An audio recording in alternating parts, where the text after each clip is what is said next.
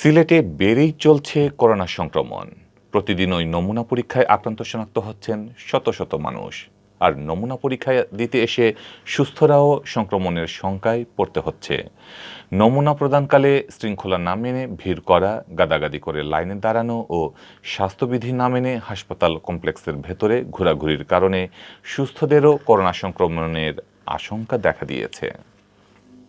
সিলেটে নমুনা সংগ্রহের জন্য সরকারিভাবে নির্ধারিত স্থান শহীদ শামসুদ্দিন আহমদ হাসপাতাল। সাম্প্রতিক সময়ে এ হাসপাতালে নমুনা প্রদানের জন্য মানুষের উপস্থিতি অনেক বেড়েছে। নমুনা সংগ্রহের সংখ্যা প্রায় দ্বিগুণ হয়ে গেছে বলে জানিয়েছেন সংশ্লিষ্টরা।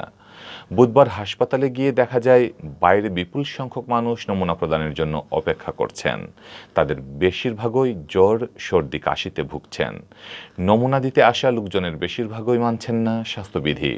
মুখে মাস্ক থাকলেও তারা গাদাগাদি করে দাঁড়িয়ে আছেন। সামাজিক দূরত্বের কোনো বালাই নেই। এমনকি কার আগে কে নমুনা দেবেন এ নিয়েও রয়েছে ঠেলাঠেলি, ধাক্কাধাক্কি। নগরীর দাঁড়িয়াপাড়া থেকে নমুনা দিতে আসা ইকবাল উদ্দিন বলেন, ৩ দিন ধরে জ্বর, কাশিতে ভুগছি। ওষুধ খেয়েও জ্বর কমছে না, তাই নমুনা পরীক্ষা করাতে এসেছি। হাসপাতালের বাইরে অপেক্ষমানরা প্রচণ্ড গরমের কারণে দুর্ভোগ পোহাচ্ছিলেন। তারা ধীর গতিতে নমুনা সংগ্রহ করা হচ্ছে বলেও অভিযোগ করেন। তবে ভেতরে স্বাস্থ্যকর্মীরা নমুনা সংগ্রহে ব্যস্ত সময় পার করতে দেখা গেছে। শামসুদ্দিন আহমদ হাসপাতালের আবাসিক স্বাস্থ্য কর্মকর্তা সৈয়দ নাফি মাহাদি বলেন, এখানে যারাই নমুনা দিতে এসেছেন তাদের নমুনা সংগ্রহ করে পরীক্ষার জন্য ওসমানী মেডিকেল কলেজের ল্যাবে প্রেরণ করা হচ্ছে। নমুনা সংগ্রহের সংখ্যা আগের চেয়ে প্রায় দ্বিগুণ হয়ে গেছে।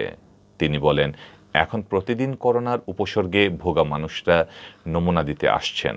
আগে যেখানে ৭০-৮০টি নমুনা সংগ্রহ করা হতো, এখন প্রতিদিনই ১৫০ থেকে ২০০টি নমুনা সংগ্রহ করা হচ্ছে। এদিকে সরকার অনুমোদিত যেসব হাসপাতাল বা ক্লিনিক সিলেটে করোনা পরীক্ষার জন্য নমুনা সংগ্রহ করে, সেগুলোতেও ভিড় লক্ষ্য করা গেছে।